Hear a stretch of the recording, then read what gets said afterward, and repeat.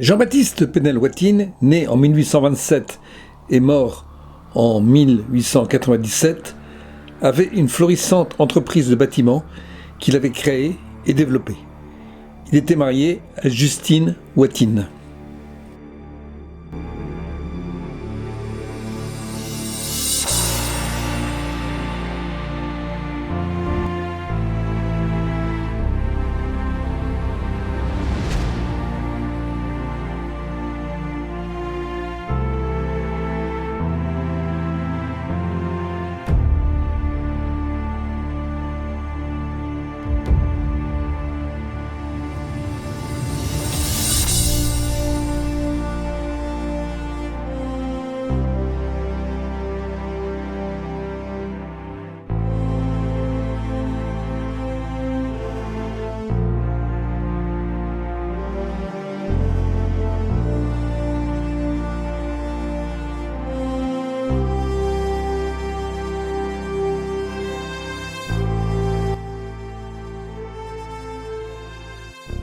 Jean-Baptiste Penel-Watine a eu 8 enfants.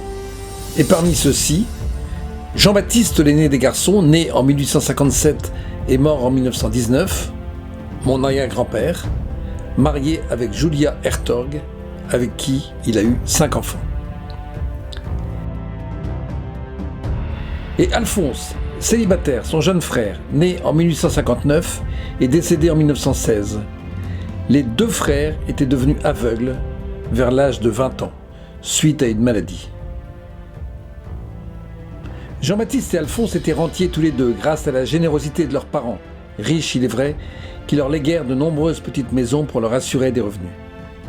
Ils étaient passionnés de musique et en jouaient à longueur de journée, vu leur incapacité à travailler. Ils étaient souvent accompagnés par un ami, pianiste et organiste, M. Sautin.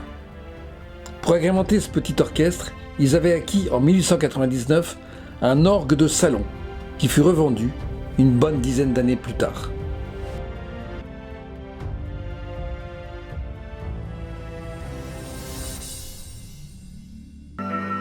Donc Jean-Baptiste avait son frère Alphonse et sa sœur Marie-Caroline, aussi atteinte de cécité. Il habitait rue de Lille chez ses parents. En face du 17 rue de Lille, là il y avait une salle à manger avec un orgue. C'est là que jouait à longueur de journée Jean Penel au violon, tandis qu'Alphonse l'accompagnait au violoncelle et que M. Sautin tenait l'orgue. Là il y avait une salle à manger avec un orgue et que M. Sautin tenait l'orgue. Et que M. Sautin tenait l'orgue.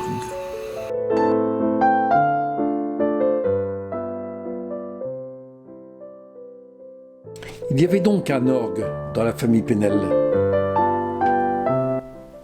Mais qu'était devenu cet orgue ? C'était un grand mystère dans la famille depuis de nombreuses années. Jusqu'au 17 janvier 2021, un mail reçu, puis des échanges avec un organiste parisien, Loïc Métrope, m'informèrent que l'orgue avait atterri à l'église Notre-Dame de l'Assomption de Mimizan dans les Landes et qu'il était maintenant la propriété d'une association, les Amis de l'orgue de Mimizan.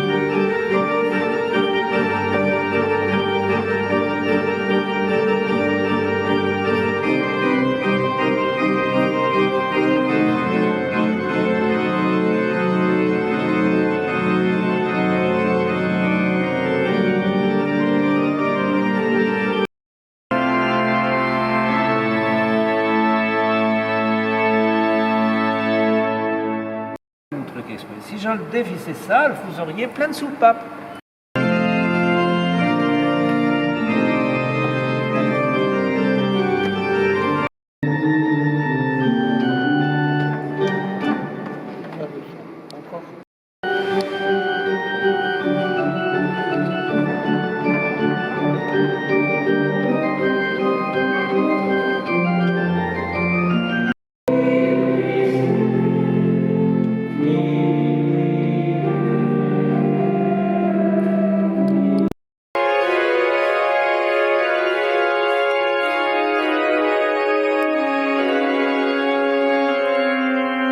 Donc la fonction d'orgue de salon peut s'expliquer puisqu'il jouait sur la boîte d'expressif pour renforcer le son ou pas.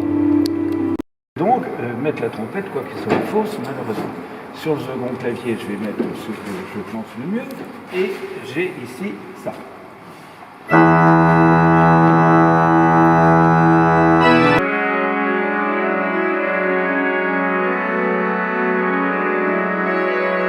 Vous pouvez dire bonjour, vous pouvez parler.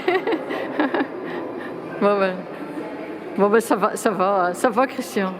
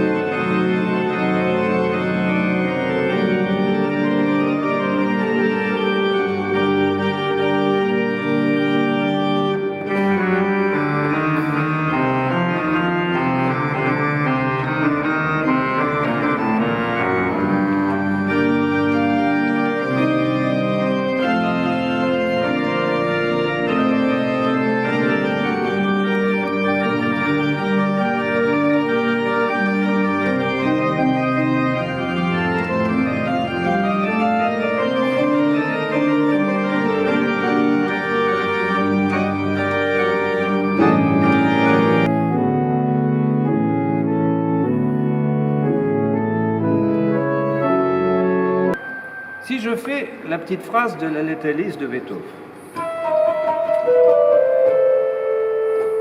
je l'ai fait entendre dans la hauteur de votre piano. Si je mets le prestant de 4 pieds, c'est-à-dire la moitié moins haut en hauteur,